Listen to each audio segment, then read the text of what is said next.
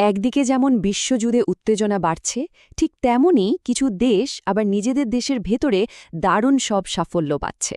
আজকের এই আলোচনায় আমরা দেখব কিভাবে এই দুটো বিপরীত স্রোত একসাথে মিলে আমাদের পৃথিবীকে একটা নতুন রূপ দিচ্ছে।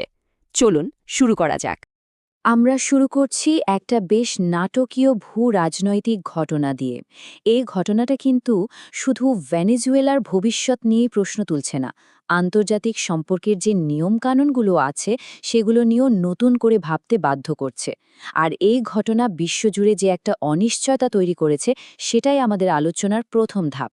এই যে রাজনৈতিক অস্থিরতা, এর মধ্যেই কিন্তু বিশ্ব অর্থনীতি একটা নতুন পথে হাঁটছে। একদিকে ক্রিপ্টোকারেন্সির মতো নতুন প্রযুক্তির উত্থান, আবার অন্যদিকে পরিবেশ বাঁচানোর জন্য কার্বন ট্যাক্সের মতো কড়া নিয়ম। অর্থাৎ ভবিষ্যতের জন্য বিভিন্ন দেশ একদম ভিন্ন ভিন্ন পথ বেছে নিচ্ছে। প্রথমে তুর্কমেনিস্তানের দিকেই তাকানো যাক।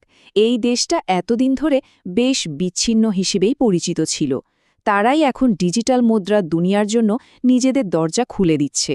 এটা শুধু একটা নীতি বদলানো নয়, এটা একটা বড় ইঙ্গিত যে বিশ্ব অর্থনীতিতে টিকে থাকতে হলে পুরনো কৌশলে আর কাজ হচ্ছে না। আর ঠিক একই সময়ে ইউরোপীয় ইউনিয়ন হাঁটছে একদম উল্টো পথে। যেখানে তুর্কমেনিস্তান নতুন বাজার খুলে দিচ্ছে, সেখানে ইউরোপীয় পরিবেশের কথা ভেবে কড়া নিয়মকানুন বানাচ্ছে। বোঝাই যাচ্ছে অর্থনৈতিক উন্নতির দুটো দর্শন যেন একেবারে মুখোমুখি দাঁড়িয়ে। এখানে আমরা অর্থনৈতিক উন্নতির দুটো একদম আলাদা ভাবনা একই সময় চলতে দেখছি। একদিকে কোনো রকম নিয়ন্ত্রণ ছাড়াই নতুন প্রযুক্তির দরজা খুলে দেওয়া, অন্যদিকে পরিবেশকে বাঁচানোর জন্য নিয়ন্ত্রণ আর ট্যাক্স। প্রশ্নটা হলো, ভবিষ্যতের জন্য কোন পথটা আসলে ঠিক?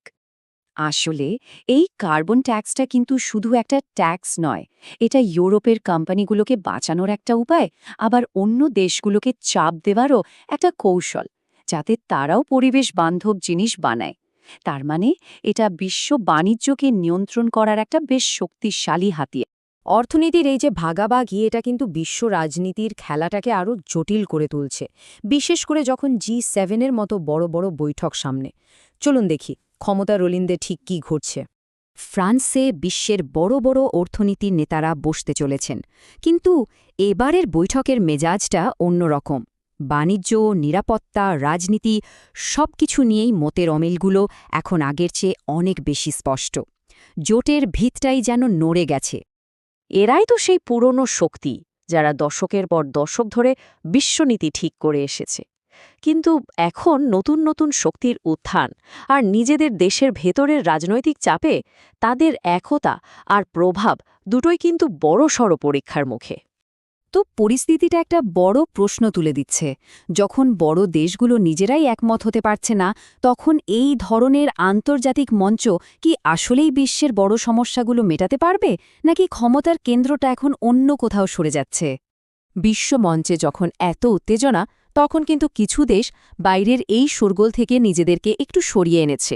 তারা মন দিয়েছে নিজেদের ভেতরের উন্নতিতে। এর একটা দারুণ উদাহরণ হল ভারত, যেখানে পরিবেশ রক্ষা আর পরিকাঠামো উন্নয়ন দুটোতেই দারুণ কাজ হচ্ছে। এটা কিন্তু শুধু একটা নতুন অভয়ারণ্য তৈরির খবর না, এটা আসলে একটা সাফল্যের গল্প। কারণ বাল্মীকি টাইগার রিজার্ভে বাঘের সংখ্যা এত বেড়ে গেছে যে সেখানে আর জায়গা হচ্ছে না। তাই এই নতুন পদক্ষেপটা ভারতের বন্যপ্রাণী সংরক্ষণের জন্য একটা বিশাল ব্যাপার। এর ফলে কাইমুর বন্যপ্রাণী অভয়ারণ্য হতে চলেছে বিহারে বাঘেদের জন্য দ্বিতীয় পাকা ঠিকানা। এটা শুধু বিহারের জন্য নয়, গোটা দেশের বন্যপ্রাণী সংরক্ষণের জন্য একটা বিরাট জয়। পরিবেশ বাঁচানোর পাশাপাশি ভারত কিন্তু দেশের মানুষের জীবনযাত্রার মান বাড়ানোর দিকেও নজর দিচ্ছে। দেশের প্রথম বন্দে ভারত স্লিপার ট্রেন চালু হওয়াটা ঠিক সেই কথাই বলছে। এটা আধুনিক প্রযুক্তি আর আরামদায়ক ভ্রমণ দিয়ে ভারতকে এক সুতোয় বাঁধার আরেকটা নতুন ধাপ। এই নতুন ট্রেনটা চলবে পূর্বাঞ্চলের দুটো বড় শহর গুয়াহাটি আর হাওড়ার মধ্যে। এর ফলে ব্যবসা বাণিজ্য আর পর্যটনের জন্য কিন্তু নতুন অনেক সুযোগ তৈরি হবে। তাহলে বিশ্ব অর্থনীতির বড় সড় ওলটপালট থেকে শুরু করে ভারতের একদম স্থানীয় সাফল্য পর্যন্ত আমরা বেশ কয়েকটা দিক দেখলাম। এখন সবগুলোকে যদি এক জায়গায় আনা হয়, তাহলে পুরো ছবিটা ঠিক কী দাঁড়ায়? এটাই বোধহয় আজকের দুনিয়ার সবচেয়ে বড় চ্যালেঞ্জ। একদিকে বিশ্ব রাজনীতির জটিল মঞ্চ সামলানো, আবার অন্যদিকে নিজের দেশের মানুষের জন্য আসল উন্নতি করা। এই দুটো জিনিসের মধ্যে যে দেশ যত ভালোভাবে ভারসাম্য রাখতে পারবে তারাই ভবিষ্যতে এগিয়ে যাবে, আর বাকিরা পিছিয়ে পড়বে। ভাবার মতো একটা বিষয়, তাই না?